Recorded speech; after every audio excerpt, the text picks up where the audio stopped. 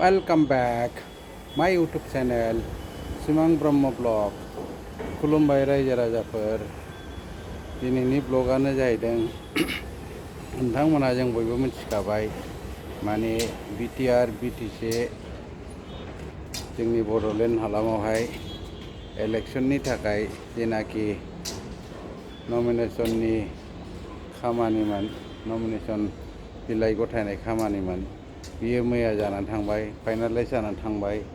आरो जाय बिथांमोनहा नमिनेशन गथायबाय गावबागाव पार्टि लानानै, आरो जाय बिथांमोनहा पार्टि गैयालासिनो इन्डिपेन्डेन्ट नमिनेशन होबाय, बिथांमोनखौ आंनि गोसो गोरबोनिफ्राय हामलायनाय थाग्रोबाय। दानिया बाथ्राया बिसोरसै, नमिनेशना जाखांबाय। नमिनेशन जाखांनायनि लोगो लोगो दाना गावबागाव पार्टिनि सायावसै सोर पार्टिया देरहागोन, सोर पार्टिया बेसेबां भटआव देरहागोन, सोर सोरखौ मा बुंलायनो हायो, सोर सोरखौ मा बखिलायनो हायो, खुगाजों बाथ्राजों बुंलायलायनानै बखिलायनानै गावसिनि पार्टियावहाय बेसेबां गोदान फुराना रायजो राजाफोरखौ बा गावसिनि भटारफोरखौहाय बोनो हायो, बिनि सायावसो। आरो दा नुनो मोनो मोनफ्रोमबो पार्टिया जायनो लिडार बेनो बुङो 100% देरहानाया खाथांखा। हाग्रामाया होनो देरहानाया खाथांखा, सोरखार बानायनाया खाथांखा। प्रमद बर'आ होनो बिपिएफआ जेबो जोंनि थाखाय माबायानो गैया, प्रब्लेमानो गैया, जोंहा देरहाखानाय। उरखाव गोराया बुङो जोंना देरहाखानाय, जोंना सोरखार बानायसिगोन, 30 बोसोरा जों माने बिटिसिखौ सालायखासिगोन। बिटिसिआव सालायगोन माने बिसिनि पार्टिया बुङो जों गोबां हाबा मावबाय 5 बोसोरावहाय, 5 बोसोराव खामानि मावनायनि थाखायनो रायजो राजाफ्रा जोंखौ अनसायबाय। ओजों खाम्फाया बुङो बिपिएफआ निल जासिगोन, बिपिएफआ थानाय नंला, खुनु बिपिएफआनो जेबो गैला जाहैदों। बिसोरो जोंनि थाखाय जेबो फेक्टर नङा जाहैदों। दा फेक्टरा सोर बेखौनो बुजिनो हाला। खाम्फाया नै दाख्लैसो बिपिएफनि जायै लोदो लोदो फुंनानै थांदोंमोन, दाना इउपिपिएलआव थांनानै हाथाय हारायाव गांजेमा रानख्रेबनाय बायदि जालांबाय बेस्रा, अन्थाव बाथाव जालायलांबाय।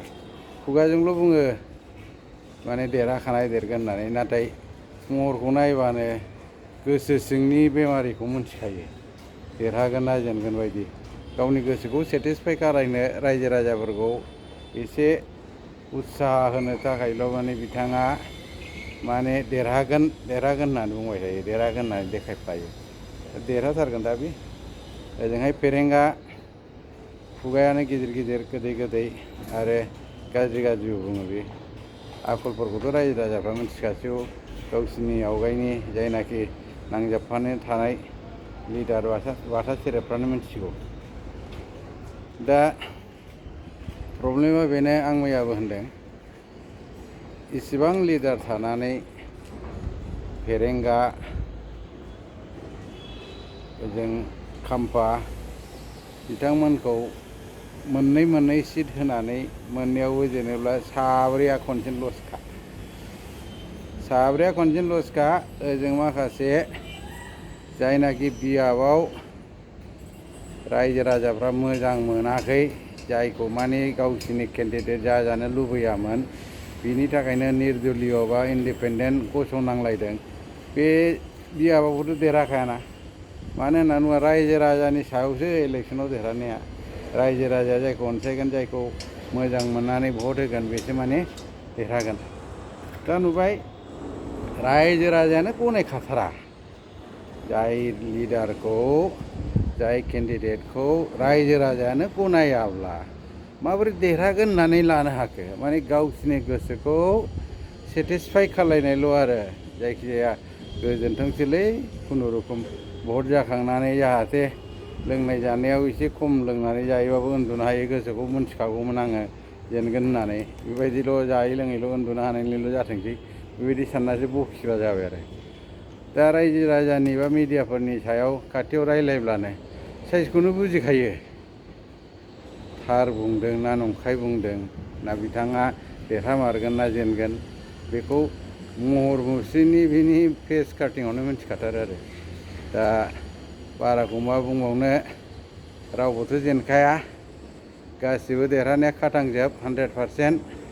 दा रायजो राजाफ्रासो खाथां खालायो ना फेजेनो सोर लिडारखौ मोजां मोनो सोर लिडारखौ बांसिन भट होयो दा रायजो राजानि आखायाव थाबाय। आरो फैगौ जेनाखि 22 तारिखनि इलेक्शननि दिन आरो बिनि गेजेरावहाय उनावहाय 26 तारिखआव जेब्ला रिजाल्टआ मोनो अब्लासो सोर खाथां देरहादों खाथाङै देरहानाया जाफुंमारदोंना जाफुंमाराखै अब्लासो मिथिसिगोन सोर दायो सोर दायो। दाना नोंथांमोना बे 22 तारिखनिफ्राय 26 तारिखसिमखौ नेनानै थादो आरो भिडिअखौ मोजां मोनदोंब्ला भिडिअखौ शेयार एन्ड साबस्क्राइब खालायदो लाइक खालायदो। थेंक इउ गोजोनबाय। जय बर' हारिनि जय, जय BTC नि जय।